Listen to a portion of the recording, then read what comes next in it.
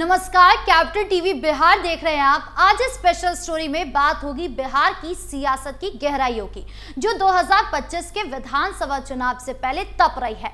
एक तरफ एनडीए अपनी विकास की गाड़ी को रफ्तार दे रहा है, तो दूसरी तरफ विपक्ष बयानबाजी के बवंडर में फंसा हुआ है।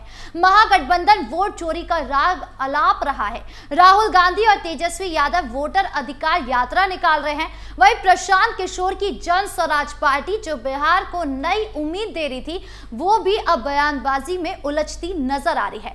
तो आखिर क्या है बिहार का सियासी मिजाज जब चुनाव सिर पर है? आइए जानते हैं विस्तार से।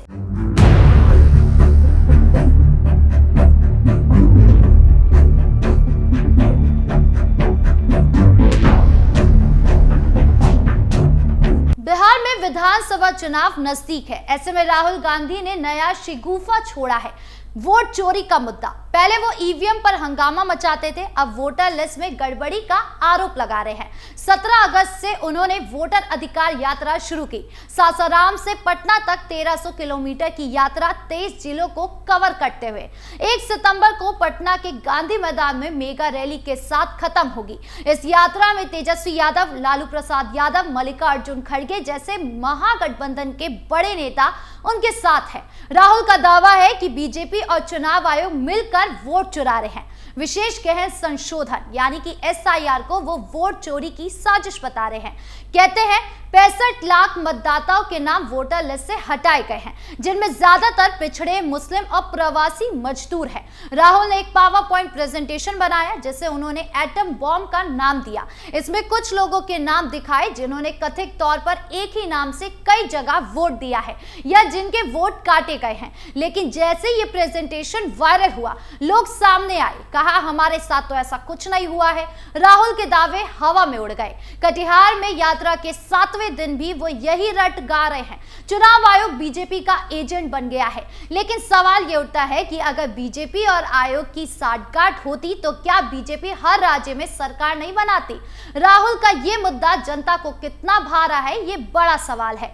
कटिहार और अन्य जिलों में उनकी यात्रा में भीड़ तो दिखी, लेकिन उतनी ही नहीं जितनी वो उम्मीद कर रहे थे। लोगों का कहना है कि वोट चोरी का मुद्दा टेक्निकल है, आम आदमी को समझ नहीं आता। चुनाव आयोग ने राहुल के आरोपों का करारा जवाब दिया। मुख्य चुनाव आयुक्त ज्ञानेश कुमार ने प्रेस कॉन्फ्रेंस में साफ कहा, हर 18 साल के भारतीय को वोट का हक है। एसआईआर वोटर लिस्ट को शुद्ध करने की जरूरत थी। आयोग ने बताया कि पिछले 2 दशकों से सभी पार्टियां वोटर लिस्ट में सुधार की मांग करती थी। एसआईआर उसी का हिस्सा है। 65 लाख नाम हटाए गए हैं क्योंकि वो या तो मृतकों के थे या डुप्लीकेट। आयोग ने राहुल से ठोस सबूत मांगे, 7 दिन में हलफनामा देने को कहा, लेकिन आखिरी दिन तक राहुल ने ना हलफनामा दिया, ना माफी मांगी, बल्कि बयानबाजी का सिलसिला जारी रखा। सुप्रीम कोर्ट ने एसआईआर के खिलाफ याचिकाओं पर सुनवाई की। 14 अगस्त को आदेश दिया कि हटाए गए 65 लाख मतदाताओं की लिस्ट ऑनलाइन डालें और नाम हटाने का कारण भी बताएं। राहुल इससे अपनी जीत बता रहे हैं, लेकिन आयोग का कहना है कि ये पारदर्शिता के लिए किया गया है। हरियाणा के मंत्री अनिल विज ने तंज कसा, ये यात्रा सुप्रीम कोर्ट पर अविश्वास दिखाती है। सवाल ये है कि क्या राहुल संवैधानिक संस्थाओं को बदनाम करने की साजिश रच रहे हैं? उनकी यात्रा जनता के बीच कितनी विश्वसनीयता हासिल कर पाएगी?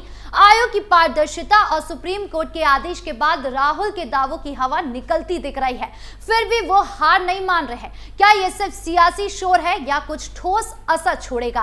अब बात तेजस्वी यादव की। वो राहुल के साथ कंधे से कंधा मिलाकर चल रहे हैं, लेकिन उनका विजन उतना ही कंफ्यूज्ड है जितनी उनकी टोपी। कभी हरी टोपी में अपनी पार्टी का नाम अलापते हैं, तो कभी सफेद में मुस्लिम वोट साधते हैं। अब राहुल की वोटर अधिकार यात्रा में कूद पड़े हैं। तेजस्वी कहते हैं कि बीजेपी और चुनाव आयोग मिलकर लोकतंत्र खत्म कर रहे हैं। ये वोट चोरी नहीं, डकैती है। लेकिन उनके दावों में दम नहीं दिखता। वो कहते हैं लालू जी बीमार होने के बावजूद यात्रा में आए, लेकिन क्या ये सिर्फ भावनात्मक ड्रामा है?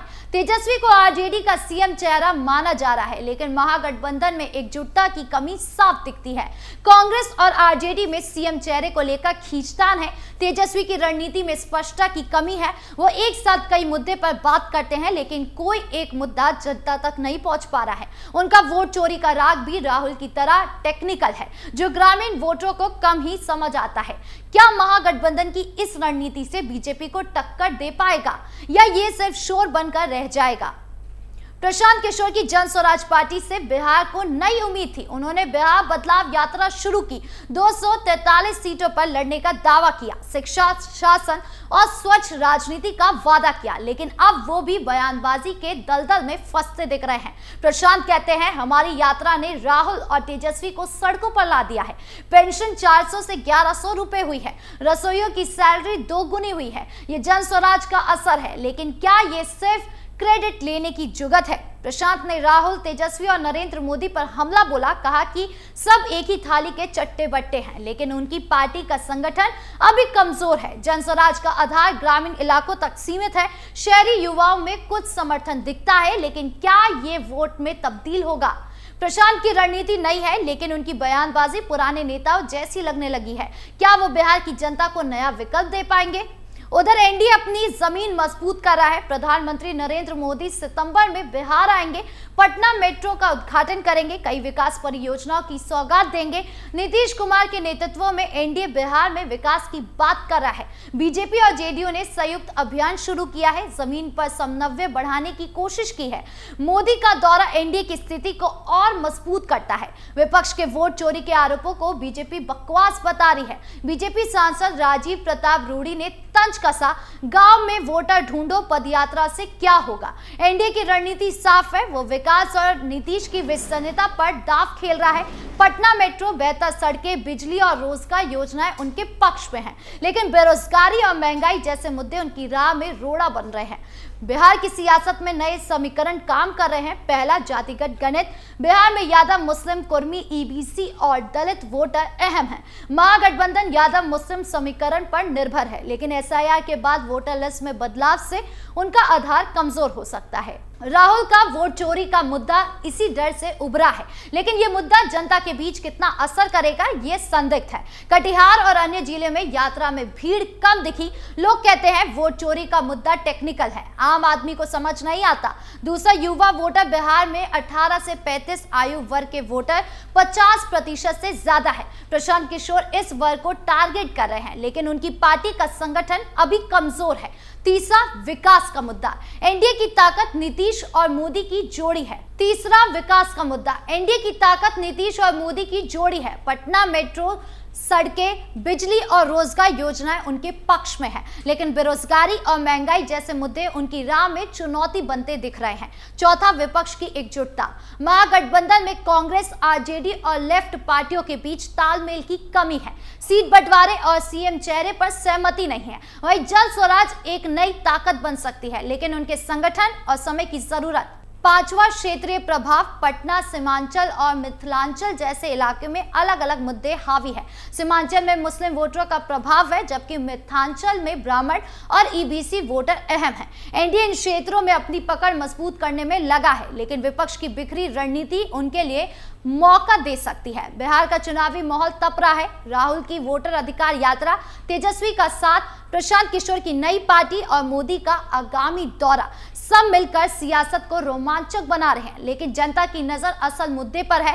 रोजगार, शिक्षा, विकास। वोट चोरी का शोर कितना असर करेगा ये वक्त बताएगा। बिहार की जनता बयानबाजी से तंग आ चुकी है, वो ठोस काम चाहती है। क्या कोई पार्टी उसकी उम्मीदों पर खरा उतरेगी? एनडीए का विकास का दावा, महागठबंधन का सामाजिक समीकरण या जन स्वराज की नई उम्मीद? कौन जीतेगा बिहार की जनता का दिल? ये 2025 का चुनाव तय करेगा। आपको क्या लगता है, कौन मारेगा बाजी? कमेंट बॉक्स में जरूर बताएं। नमस्कार।